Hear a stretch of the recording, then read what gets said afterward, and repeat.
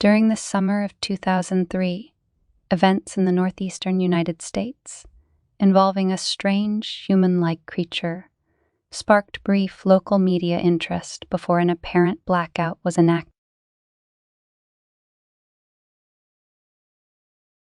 Little or no information was left intact, as most online and written accounts of the creature were mysteriously destroyed. Primarily focused in rural New York State and once found in Idaho, self-proclaimed witnesses told stories of their encounters with a creature of unknown origin. Emotions ranged from extremely traumatic levels of fright and discomfort to an almost childlike sense of playfulness and curiosity.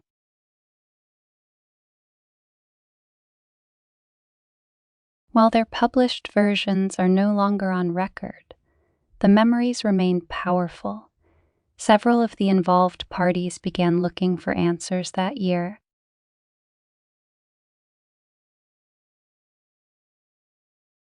In early 2006, the collaboration had accumulated nearly 24 documents dating between the 12th century and present day, spanning 4 continents. In almost all cases, the stories were identical. I've been in contact with a member of this group and was able to get some excerpts from their upcoming book. A Suicide Note, 1964. As I prepare to take my life, I feel it necessary to assuage any guilt or pain I've introduced through this act. It is not the fault of anyone other than him. For once I awoke and felt his presence, and once I awoke and saw his form. Once again I awoke and heard his voice and looked into his eyes.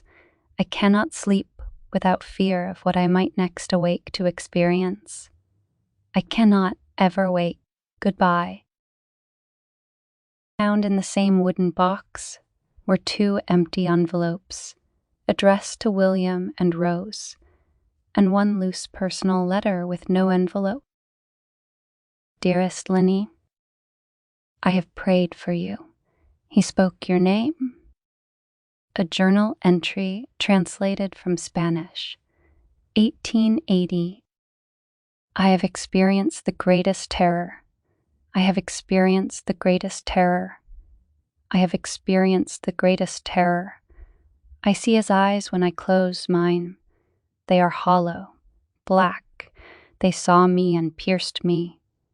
His wet hand, I will not sleep. His voice intelligible text, a mariner's log, 1691. He came to me in my sleep. From the foot of my bed I felt a sensation. He took everything. We must return to England. We shall not return here again at the request of the Rake. From a witness, 2006. 3 years ago, I had just returned from a trip from Niagara Falls with my family for the 4th of July. We were all very exhausted after a long day of driving, so my husband and I put the kids right to bed and called it a night. At about 4 a.m., I woke up thinking my husband had gotten up to use the restroom. I used the moment to steal back the sheets, only to wake him in the process. I apologized and told him I thought he got out of bed. When he turned to face me, he gasped and pulled his feet up from the end of the bed so quickly his knee almost knocked me out of the bed. He then grabbed me and said nothing. After adjusting to the dark for a half second, I was able to see what caused the strange reaction. At the foot of the bed, sitting and facing away from us, there was what appeared to be a naked man, or a large, hairless dog of some sort. Its body position was disturbing and natural, as if it had been hit by a car or something. For some reason, I was not instantly frightened by it, but more concerned as to its condition. At this point, I was somewhat under the assumption that we were supposed to help him.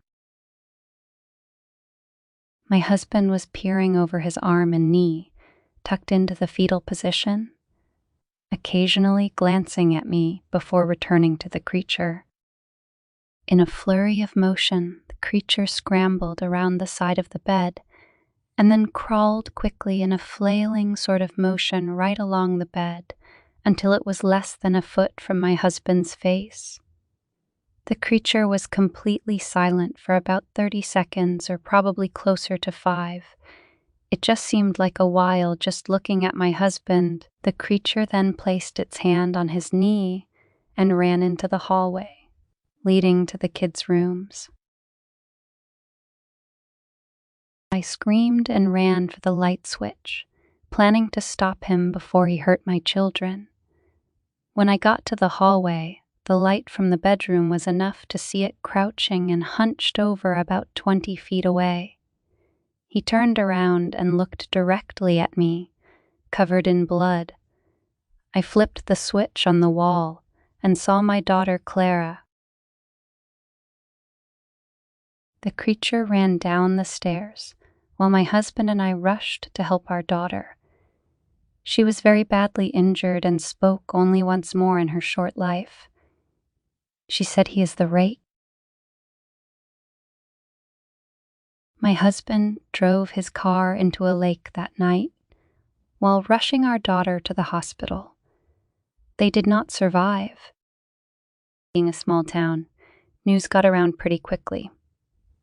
The police were helpful at first, and the local newspaper took a lot of interest as well. However, the story was never published, and the local television news never followed up either.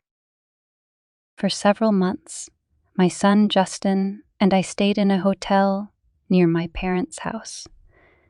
After we decided to return home, I began looking for answers myself.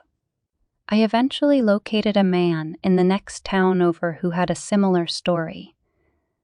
We got in contact and began talking about our experiences. He knew of 2 other people in New York who had seen the creature we now referred to as the Rake. It took the 4 of us about 2 solid years of hunting on the internet and writing letters to come up with a small collection of what we believed to be accounts of the Rake.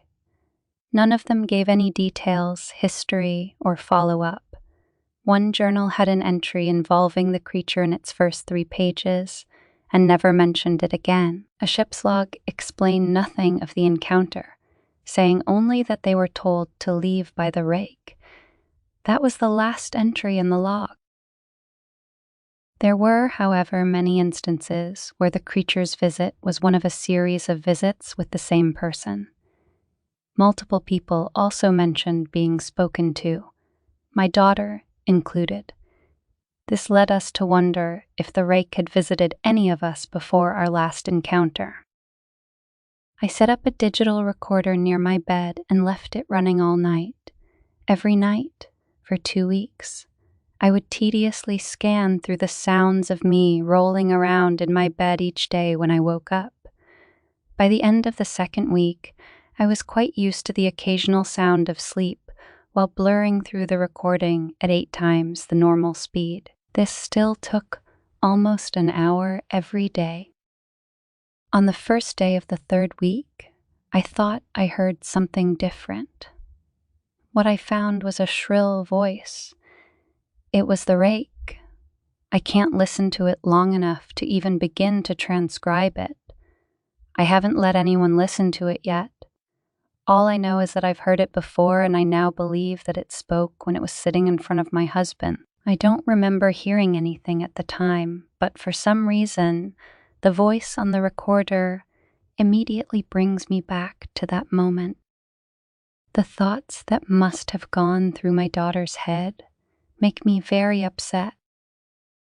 I have not seen the Rake since he ruined my life, but I know that he has been in my room while I slept. I know and fear that one night I'll wake up to see him staring at me.